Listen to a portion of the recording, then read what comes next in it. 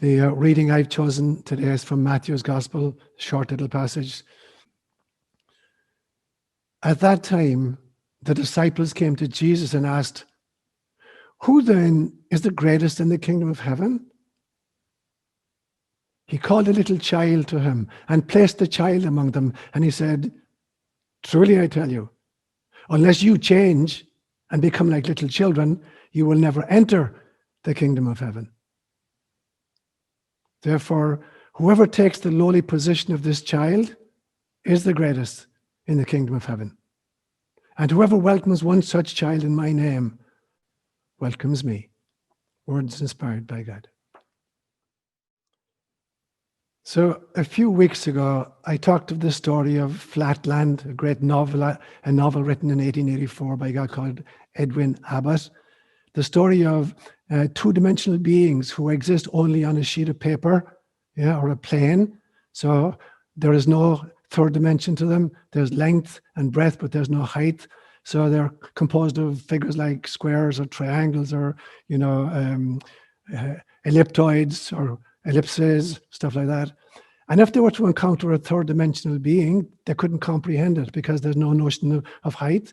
So there was this story about a third dimensional being, a sphere intersecting with the two-dimensional. But all they can comprehend is initially there's a little dot. And then as the sphere begins to pass through the sheet of paper, the dot becomes a circle, like it's bigger and bigger and bigger, until finally you reach the midpoint of the sphere. And as it continues, the circle starts to get smaller and smaller and smaller. And finally there's a dot and then it disappears. And I created the story of, somebody who's transcended two-dimensionality and realizes there is a third dimension and can elevate into the third dimension.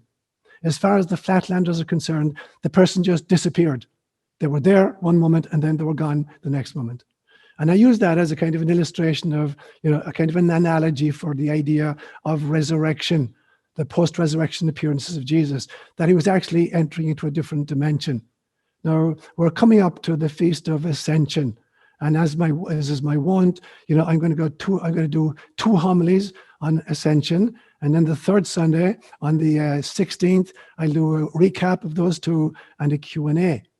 And so I want to look at the notion of, in Ascension, when Jesus went onto the top of the mountain and began to elevate, and the apostles can see him, and then at some stage he is gone. Was it because he went up so high in the third dimension that they couldn't see him anymore? He was a little speck and then he was gone completely. Or was Jesus entering into a fourth or a fifth or a higher dimension? So it wasn't just that he elevated so far they could no longer see him, but that he moved through some kind of a portal into a different dimension. But I don't want to just focus on the ascension of Jesus, because there's a much bigger lesson here for us. Like everything in the life of Jesus, what he does is the prototype for others to follow. Not so much that Jesus can just be elevated and worshipped as a God, but that he's the prototype of what it means to discover our own inner divinity and therefore do what he accomplished. As he said in John's Gospel, on the last day of his life, the same things I do, you will do, and even greater, because I go back to the Father and I will send you the Holy Spirit. So as I talk about ascension, I'm not going to focus on the ascension of Jesus per se. I'm going to look at what I'm going to call a kind of the Ascension Project. And I believe that the Ascension Project is about a cosmic process of ascension, not just the prototype, Jesus, the prototype of ascension. And so I believe that this cosmic ascension project, I could say, has three different tracks. The first one is the journey of an individual soul in the course of a single lifetime. Every single one of us knows that we've gone through various stages of this particular incarnation, and hopefully we've grown at every stage. So that would be the first track, looking at your own evolutionary process in the course of this lifetime, this one incarnation. The second track is looking at the individual soul's trajectory over many, many, many incarnations. If you could recall who you'd been in the past and could foresee who you're going to become in the future, you could see a different model of ascension where you're making much more progress than you make even in this one lifetime. And then the third track, I believe, I would call it the Ascension Project of the entire human race, maybe of all sentient beings, maybe of the cosmos itself over the lifespan of the entire universe. that in fact is an ascension process as well. Now, in today's homily, I'm just going to focus on the first 2 tracks. I'm going to look at what the ascension might look like, in the course of a single lifetime for a single individual like you. And the second point I'll make today is, what does it look like when you evaluate the evolutionary trajectory of your soul over the course of many, many, many lifetimes? What is that going to look like? So that's where I hope to go with today's homily. So firstly, I want to look at the course of evolution of a single soul during a single incarnation. And I need to talk first about, rites of passage or sacraments. So all cultures throughout the world, celebrate the individual journey of the individual human being with rites of passage, or what you could call sacraments in some sense. And this is an effort on human beings, even very allegedly primitive peoples. It's an effort to try to align the culture with nature. Because when you watch the great movement of nature, the seasons of nature in an individual year or over many, many, many years, you see what's happening. Nature itself is evolving. And so cultures have attempted to align the individual human journey with what nature is doing. It's like aligning the individual with the cosmic process. And that's basically what all sacraments are about. And it's what all rites of passage are about. And great thinkers throughout human history have tried to map that process by looking at various stages. So, for instance, you have Shakespeare talking about the 7 stages of the human. All the world's a stage, and all the men and women merely players, each man in his time playing 7 roles. So there was Shakespeare analysis, his mapping of this process in 7 stages. A great American psychologist called Erik Erikson mapped it out in what he called the 8 stages of psychosocial evolution. So he tried to map the journey in 8 stages. Confucius, one of the great, possibly the greatest teacher of all time, if by greatest teacher you mean the man who had most influence on the greatest number of people for 2,500 years, it would definitely be Confucius. His teachings affected the life of almost a third of the planet over 2,500 years. So by that criterion, he may well be the most effective teacher of all time. Confucius reduced it to what he called the 5 constant relationships. That was his mapping or his analysis. The Celts had 3 versions, 3 stages: the bards, the ovids, and the druids. And yesterday was a great feast for us Celts. Yesterday was the feast of Bealtaine, the 1st of May, when the veil between the mystical and the mundane is diaphanous. And so it's appropriate that we talk about Ascension, right on the heels of Bealtaine. Those of us who were raised Roman Catholic realize that the church divided that process into 7 different sacraments. So they're mapping out the journey of a lifetime in 7 kind of chunks. And the Kalenjin peoples of East Africa mapped it into 3 great periods: the birth processes, becoming a warrior, and then becoming an elder.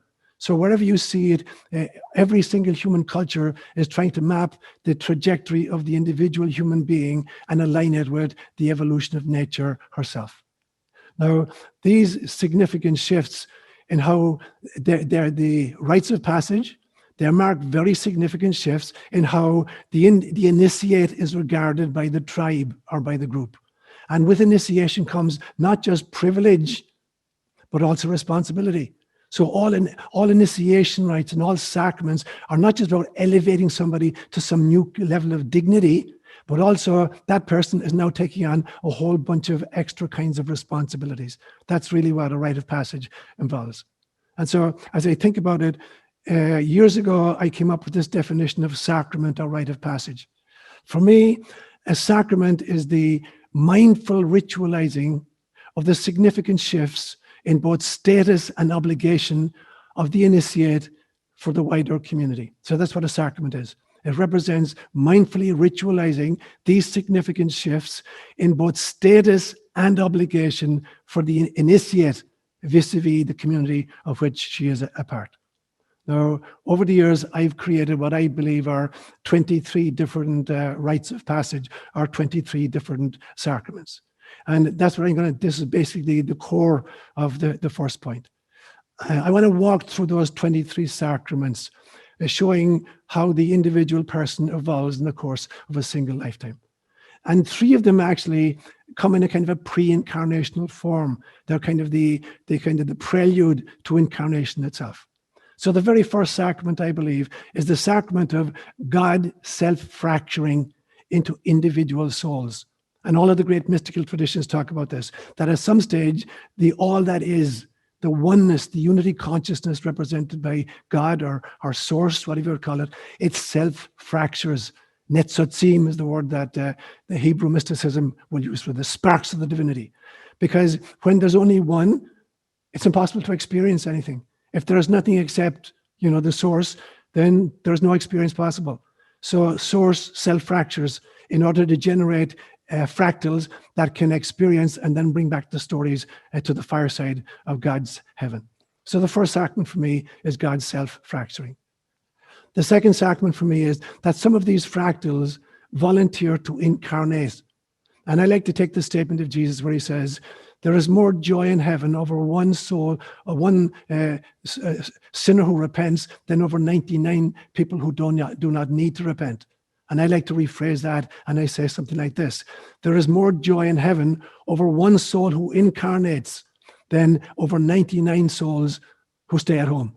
Because the souls that stay at home are not generating experiences for God.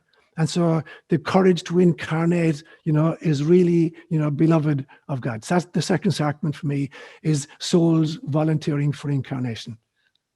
The third sacrament, I believe, is, I call it the launching pads, and the launching pad. And I had this experience many, many years ago when I went through hypnotic regression with a good friend of mine, Matt McKay, who's also a clinical psychologist, and experienced not just my previous lifetime, but what happened in between, what Hinduism and Buddhism will call the bardo state, the life between lives. And I had this experience of being on the launching pad with millions of other souls who are volunteering for incarnation in a whole bunch of different planets and a whole bunch of different dimensions. Some of them weren't even physical dimensions. And I call that the sacrament of the launching pad. That would be number 3, as far as I'm concerned. Sacrament number 4 is when the soul docks with the developing embryo or fetus in the womb of a mother. Now, whether that process happens at conception or happens at what sometimes called the quickening, when the mother begins to feel the baby moving in her womb, at whatever stage, the soul finally docks with the developing embryo, or fetus. That for me is the 4th sacrament. The 5th sacrament then would be birth itself and the first breath. And as we heard very, very beautifully from the first reading, from the second reading at least today, that breath and life and spirit are the same thing. In many, many different languages, a single word means breath, life and spirit. In Hebrew, it's ruach. In Greek, it's pneuma. In Swahili, it's pepo. In Sanskrit, it's prana. And even in English, it sneaks in as English. Inspiration in English literally means to take the spirit in. It means to be creative or alive, and it means to breathe in. And to expire means to breathe out or to let go of the spirit or to die. And so in many languages, breath, life, and spirit are the same thing. So when the child takes the first breath, it is signaling to the community that it is now going to fulfill, its volunteer mission, which began with jumping from the launching pad and docking with the developing embryo. Now say, okay, I've arrived and committed to my mission at this stage. So that would be sacrament number 5 for me. The number 6 happens around 8 months after that process. And it's the development of the ego, the sense of separate self.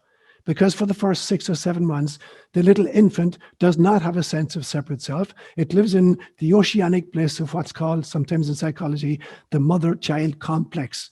The child does not differentiate between himself and the mother. There's just one entity, and the child believes it's in charge. The child screams, and the other part of the equation, mother arrives with a breast or to cuddle. And so for the first 6 or 7 months, there's just this kind of mother-child complex, which is not differentiated as far as the child is concerned. Now at about 8 months, there's this horrible realization begins to dawn on the child. Oh my God, there's not just one of us, there are 2 of us, and all the power lies on the other end. This woman can just walk away from me, and I can do nothing about it. I can't walk after her. And so all I can do is scream. And so at this stage, there's the horrible realization of the sense of a separate self. Now, this is moving further and further on God, further from the notion that we're united with Source.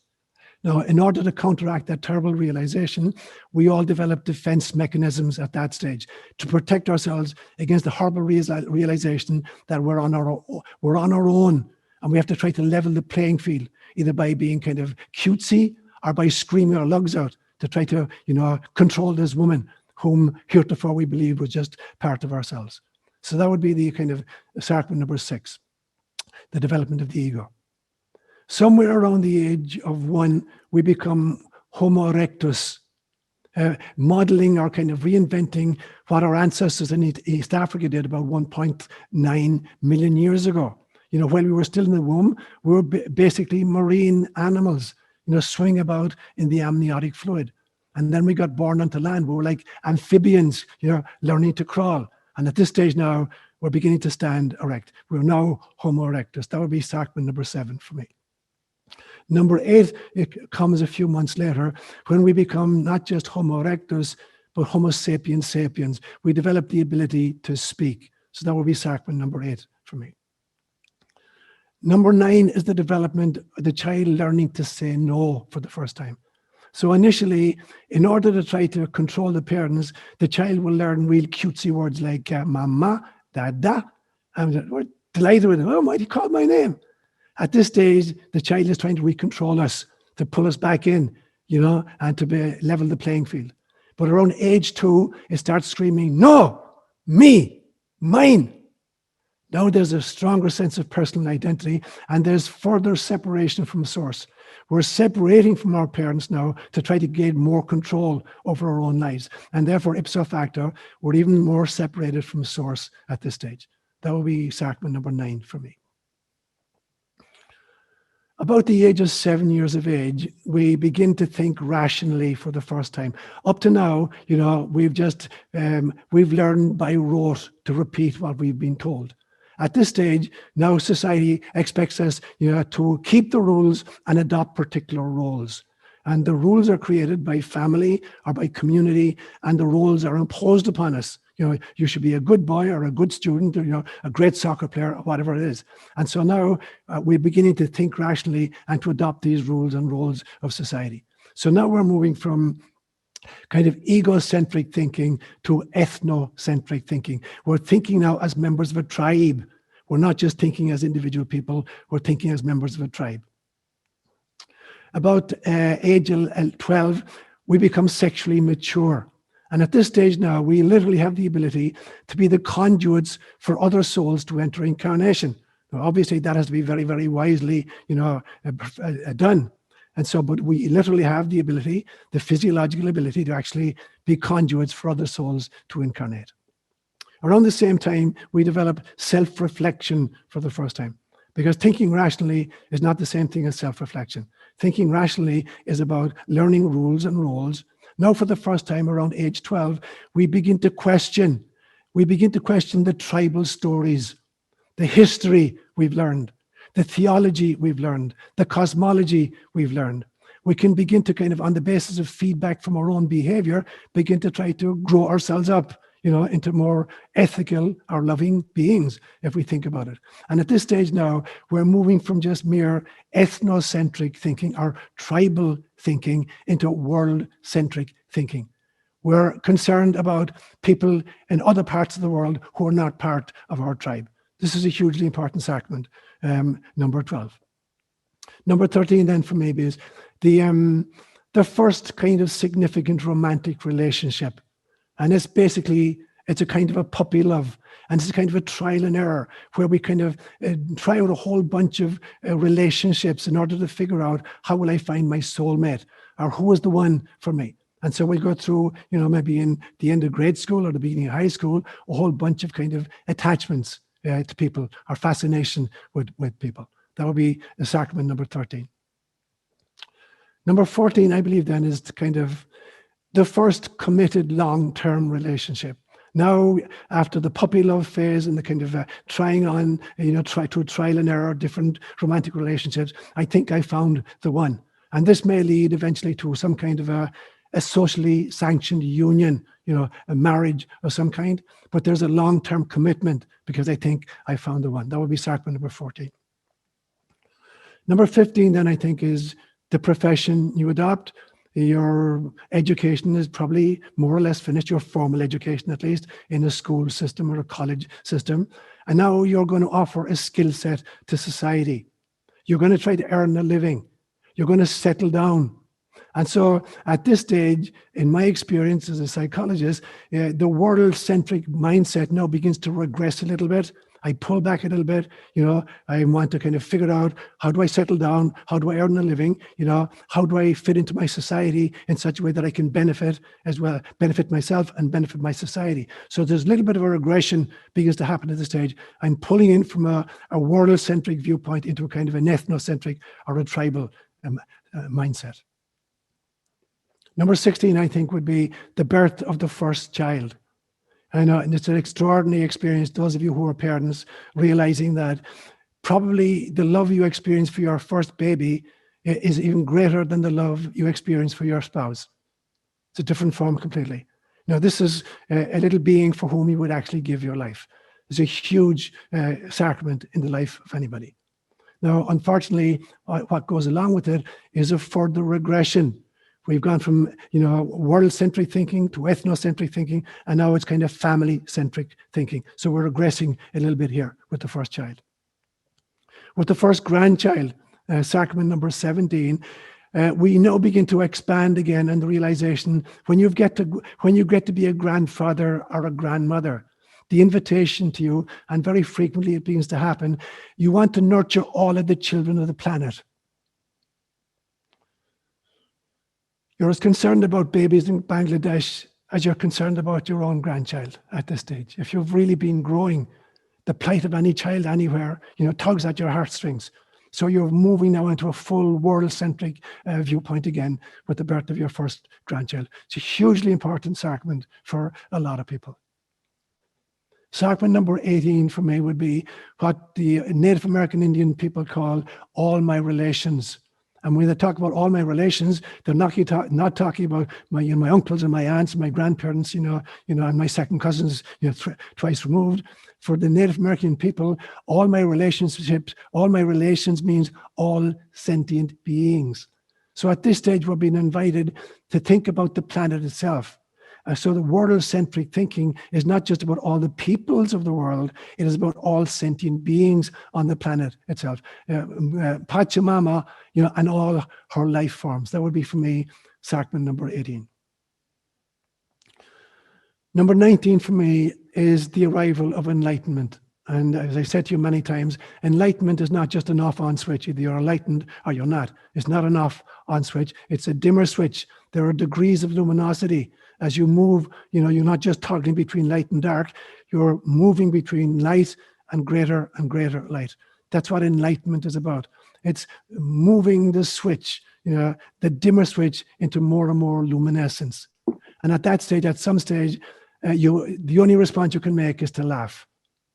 You laugh, firstly, at the illusions under which you've lived the first part of your life. You begin to laugh at the dictates and the dogmas of the churches and politicians, and theologies and cosmologies, and to realize ultimately that there is only God and that there is only love. And then comes the final sacrament in a particular incarnation. And I call it the Sacrament of Death, where we shuffle off this mortal coil and we now identify not with the physical body, not with the spacesuit, but with the soul itself. And so over these 24 sacraments, in the course of just one incarnation, there's a possibility there to move right toward enlightenment, at least to start moving the dimmer switch in the correct direction. So that's all the first part. That's the single track then of evolution in the course of one particular incarnation.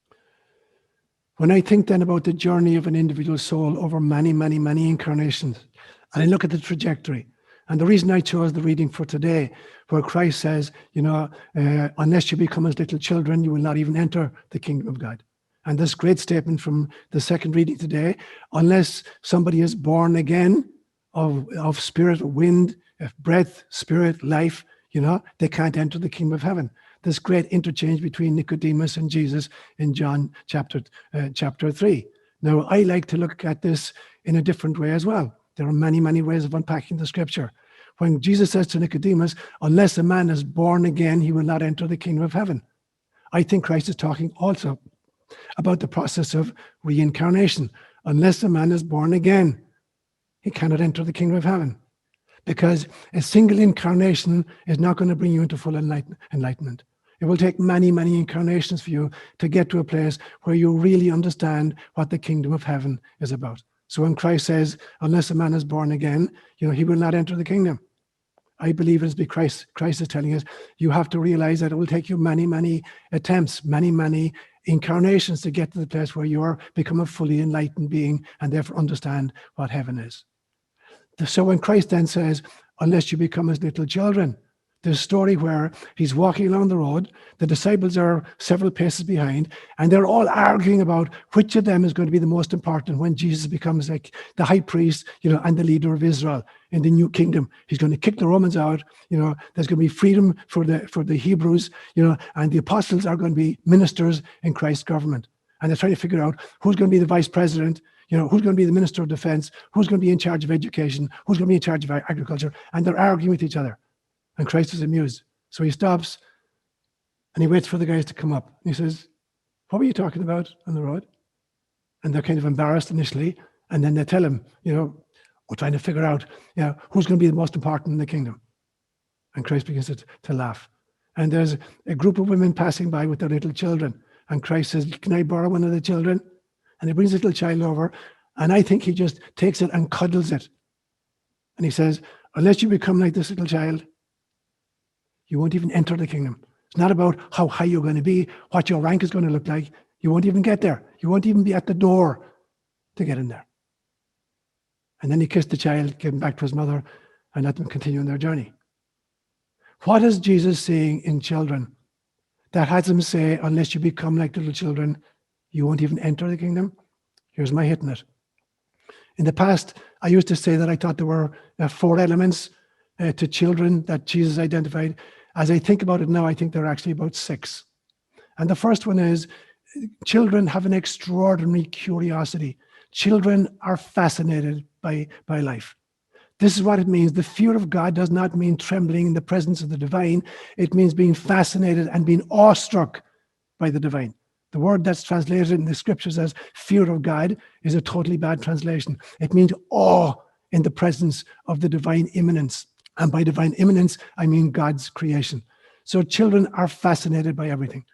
They'll turn over stones and look at little worms underneath stones. Everything fascinates kids. That's the first thing.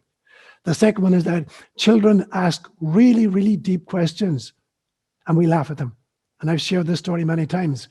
For the first 6 years of my life, I was raised by my grandparents in a family of 8 aunts and uncles and my great-grandmother. So there's a big group sitting around the table every night. And I was born in 1946. And I would hear them talking constantly about the war. It was just called the war. And I heard the war, the war, the war.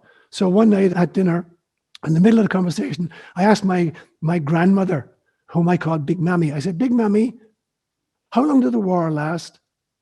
And I'm thinking she's going to say, well, it started at 2:30 in the afternoon and it went on until 7 p.m. And she says, 7 years. I said, what? It didn't make any sense to me whatsoever. How could a war go on for 7 years? So I said, what happened when they had to go to the bathroom? And everybody cracked up. And I said, and what happened when it got dark?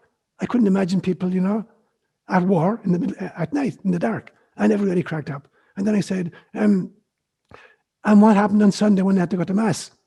And everybody cracked up.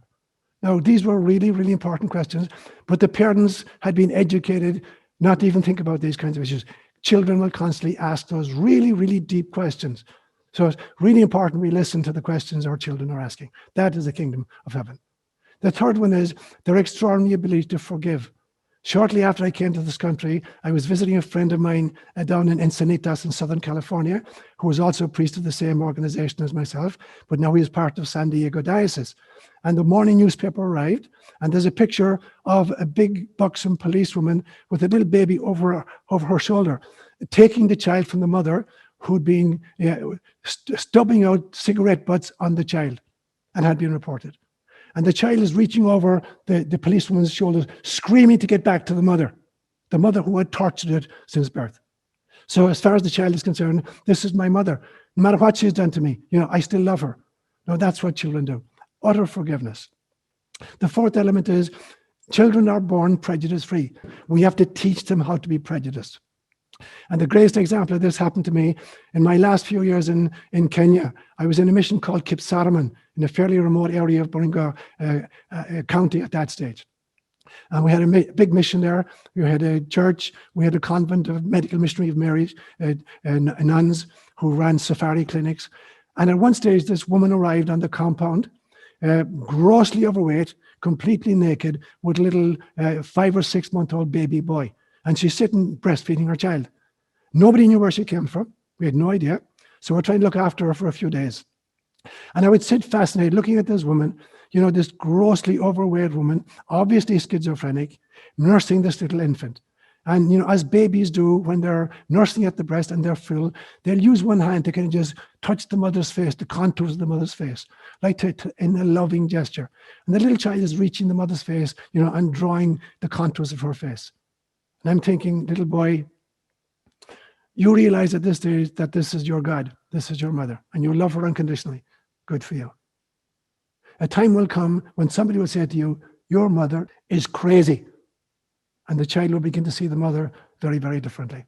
So the child has been taught prejudices, but they're not born with prejudices. That's what Christ is seeing in the child. The fifth one is children's extraordinary penchant for living in the present moment. They're totally in the present moment. And whatever they're feeling, immediately. They're laughing when they're happy, they're crying when they're not. So they're living totally in the present moment. They're not futuring, and they're not thinking about the past. They're only living completely in the now.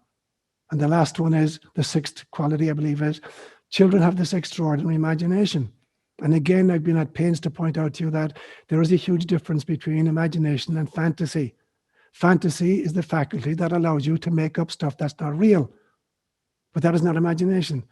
Imagination is the ability to volitionally enter an altered state of consciousness, encounter entities and energies that reside in those other states of consciousness, interact with them, learn from them, and then come back and cross-fertilize what you've learned in this waking state of consciousness. So when children, play with imaginary friends, they're not imaginary in the sense of just fantasy made up. Children are elevating into another dimension and encountering these beings and having real conversations with them, and then coming back. And we poo-poo it. We send them to school, we educate them, and we kill their imagination. We kill their ability to elevate from flatland, not just into the third dimension, but higher and higher dimensions. That, I believe, is what Christ is saying when he says, unless you become as little children, you won't even enter the kingdom of God, let alone attain any kind of a significant rank. That which brings me then to the final three sacraments. I don't think this can be accomplished in a single lifetime. Unless there have been previous incarnations, we're not going to get to the last three sacraments, which is why I believe Christ said, unless a man is born again, he will not enter the kingdom. Unless a person reincarnates many times, they won't have sufficient experiences in order to be able to celebrate the last three sacraments. Now, the last three sacraments for me are these. After physical death, it seems like you've earned your place in heaven. But that, in fact, that does not exhaust your capacity to love. Reaching heaven at the end of an incarnation does not exhaust your capacity for love. And so if you're interested in going further, you're going to take the Bodhisattva vow.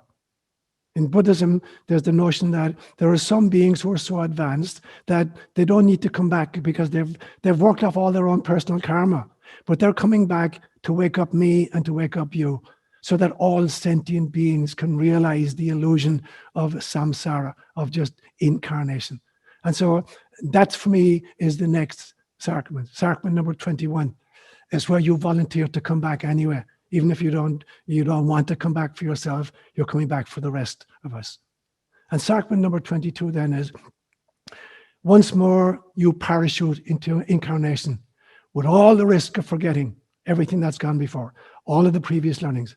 They're all forgotten. The cycle begins again, except now it's very different. Because your forgetting now is mere crypt amnesia. the term in psychology, crypt amnesia, which means that you've forgotten that you knew something. But when you encounter it a second time, you learn it much more quickly. So let's say you lived in a foreign country until you were 3 years of age and you learned a foreign language, and then your family moved someplace else and now you're learning, a second language, and you've forgotten the first language. You don't even remember that you learned it. And then you go to kind of college and you pick up, for the fun of it, this language, which you'd actually known as a 2-year-old, but you didn't realize you'd learned it as a 2-year-old. And now you're learning it much, much, much more quickly because it's in there already. Now, that's what crypt amnesia means. It means remembering something that you had forgotten, a skill set you had learned previously, but had forgotten that even you had it. So that's what happens, in subsequent incarnations. Forgetting is mere crypt amnesia. It will dissolve very, very quickly in subsequent lifetimes. And even as a child, you will find yourself accelerating through the stages of evolution of that incarnation. You're going to go through it much, much more quickly than you had done in previous versions. There's an example, kind of an image I have in my mind as I say this. If you sit on the beach and you watch waves coming, up along the beach, rolling along the beach, and then withdrawing. And very often they'll leave little globules of water in the sand. And these little creatures, like kind of spherical cylinders of water, listening on the sand, and they think they're separate from the ocean. And they're glistening in their newfound individuality, and they're sparkling in the sunlight, and they're creating rainbows. And they go, oh, what a beautiful kind of bubble of water I am.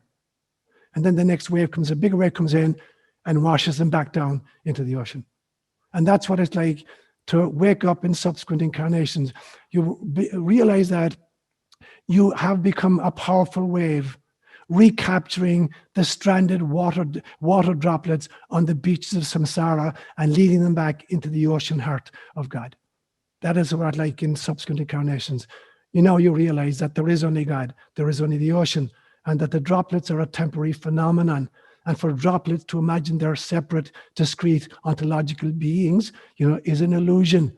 They need to be brought back into the ocean of Mother Ocean. And then the final sacrament, number 23, I believe, is that the game is over. Hinduism calls this game Lila. It's a game God created in order to generate experiences. And sacrament number 23 is that all the souls which were created by God's self-fracturing at the very beginning of the game, they all merge back into God. And finally, there is only love and there is only source. And that, my friends, is Ascension.